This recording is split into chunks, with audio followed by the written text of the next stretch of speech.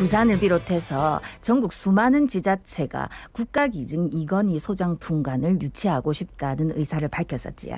지역 문화분권 실현을 위해서도 수도권보다는 다른 지역에 지어져야 좋지 않겠나 하는 여론이 컸었는데 지난 7일 문화체육관광부가 국가기증 이건희 소장품관 후보지로 서울을 선정했습니다. 참 아쉬움이 많이 남는 결정인데 이 관련해서 이야기 한번 나눠보겠습니다. 예, 부경대 남성호 명예교수 전화 연결돼 있습니다. 교수님 안녕하십니까? 안녕하십니까? 예, 안녕하십니까. 예, 참 답답합니다. 지난 7일이었죠. 문화체육관광부가 결국은 이제 국가기증 이건희 소장품관 건립 후보지로 서울 용산, 송현동 다 서울에 있는 겁니다.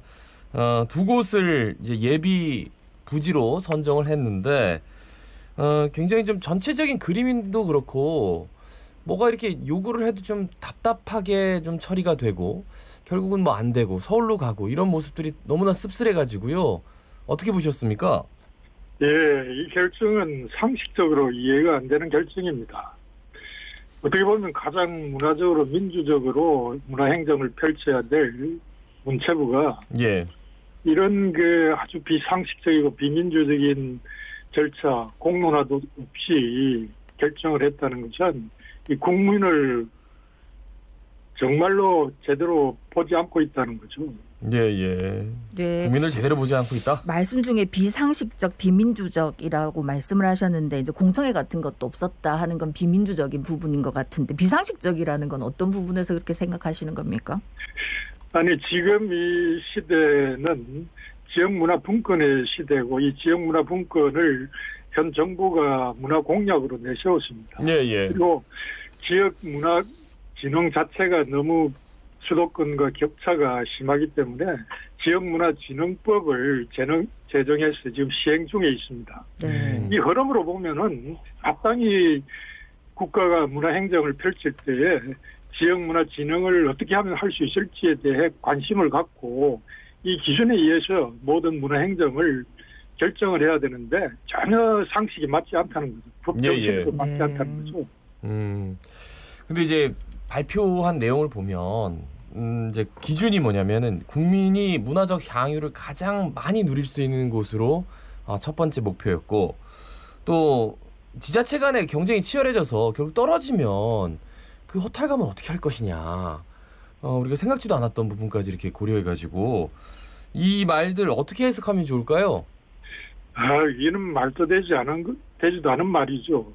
이 국민의 문화적 향유 가치를 가장 가운데 놓았다고 하는데 이건 지역 시민들이 모두 서울에 와서 미술관이 개관되면 관람하라는 이야기하고 꼭 같은 이야기입니다. 네. 어떻게 이런 발상을 할 수 있는지. 안 그래도 지금 수도권 집중이 돼서 사람들이 진짜 힘들어하고 있는데 지역 분권이라는 것, 균형 발전이라고 하는 것은 전혀 고려하지 않는 그런 발상이기 때문에 네. 이건 정말로 장관의 어떤 자질을 의심하는 그런 대목입니다. 네. 아니 발표한 내용 하나하나 다 사실은 이게 무슨 말인가 싶은 게 많은데 그중에 또 보니까 기증품이 서울에 있어야 보존과 관리가 원활하게 이루어질 수 있다. 이런 표현도 썼더라고요. 이거 굉장히 지역 문화예술인들을 무시하는 발언 같은데 어떻게 보십니까? 그렇죠. 이건 정말 말도 되지 않는 소리입니다. 어떻게 지역 문화예술인들의 역량을 이 정도로 폄훼하고 있는지 이건 도저히 이해할 수 없는 그런 발언입니다.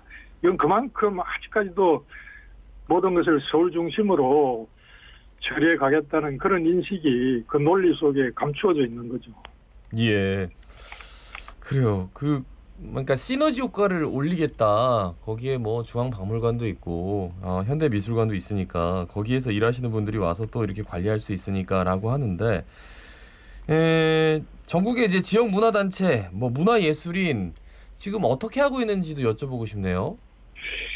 안 그래도 지속적으로 문제 제기를 하고 있고 오늘 오후 2시에 부산, 울산, 경남 지역 예총, 민해총이 동시다발로 기자회견을 가지고 성명서를 발표할 예정입니다. 그래서 부산은 부산시청 앞이고 경남은 경남도청 앞 광장에서 그리고 울산은 울산프레스센터에서 우리의 입장들을 발표하고 뭐가 문제인지를 다시 한번 모든 시민들에게 공개할 그런 입장입니다. 예. 예, 뭐 오후에 기자회견을 보면 저희가 더 구체적으로 알겠지만 지금 방송 들으시는 분들을 위해서 어떤 입장을 발표하실 계획이십니까? 핵심적인 내용은 이 발표 결과를 도저히 수용할 수 없기 때문에 예, 예.